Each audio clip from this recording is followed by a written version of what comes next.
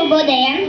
సూర్యుడు ఒక రాశి నుంచి మరో రాశిలోకి అడుగు పెట్టడాన్ని సంక్రమణం అంటారు. సంవత్సర కాలంలో సూర్యుడు 12 రాశులలో ప్రవేశించుతాడు. ఇప్పుడు మనం సూర్య సంక్రమణాల గురించి తెలుసుకుందాం.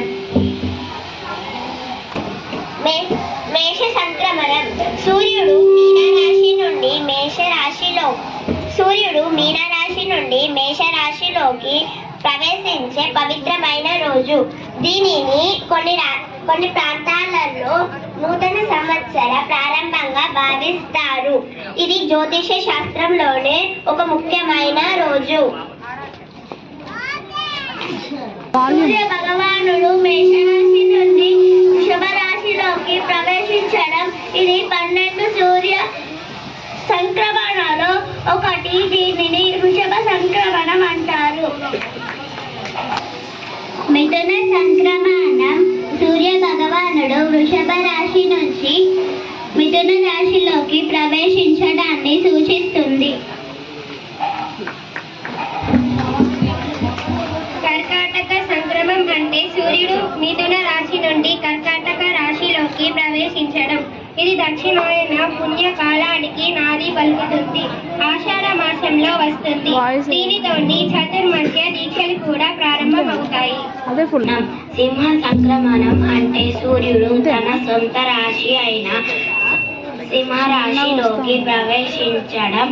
ఇది ఒక ముఖ్యమైన ఖగోళ ఘటన.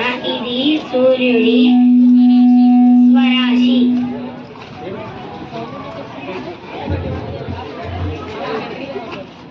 కన్య సంక్రమణం అంటే సూర్యుడు సింహరాశి నుండి కన్యరాశిలోకి ప్రవేశించే రోజు. సూర్యుడి కన్య సంక్రమణం శుభప్రదంగా పరిగణించబడుతుంది.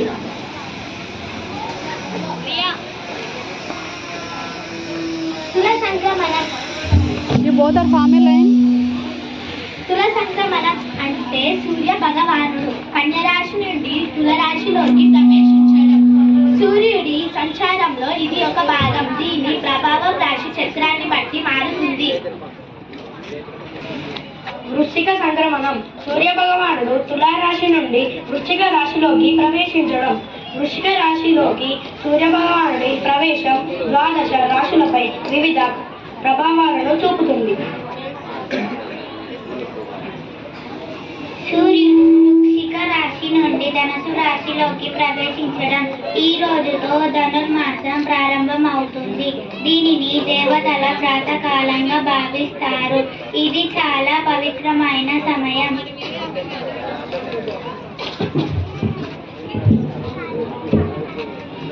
మకర సంక్రమణం. సూర్యుడు ధనుసు రాశి నుండి మకర రాశిలోకి ప్రవేశించడాన్ని మకర సంక్రాంతి పండుగగా జరుపుకుంటారు. ఇది ఉత్తరాయణ పుణ్యకాలానికి నాంది పలుకుతుంది. దీనిని పంటల పండుగగా శుభప్రదమైన కాలంగా భావిస్తారు. ఈ రోజున దాన ధర్మాలు చేసి కొత్త ధాన్యంతో పొంగళ్ళు వండుకొని పండుగ జరుపుకుంటారు. ఇది దేవతలకు పగటి కాలం. చాలా శుభప్రదమైనది. పంట చేతికొచ్చిన సమయంలో ఈ పండుగ వస్తుంది కాబట్టి దీనిని రైతులు సంతోషంగా జరుపుకుంటారు. పాడి పశువులను పొలాలను పూజిస్తారు.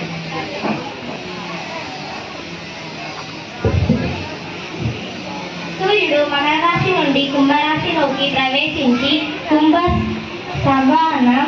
ఇది సాధారణంగా మాఘ మాసంలో వస్తుంది. ఈ సమయంలో మహాశివరాత్రి కూడా వస్తుంది. కుంభరాశి నుండి మీనరాశిలోకి ప్రవేశించే సమయం ఈ రోజు ఉత్తరాయణ పుణ్యకాలం ముగుస్తుంది. ఇది సంవత్సరానికి చివరి ఆధ్యాత్మిక శుద్ధి రోజు. Thank you.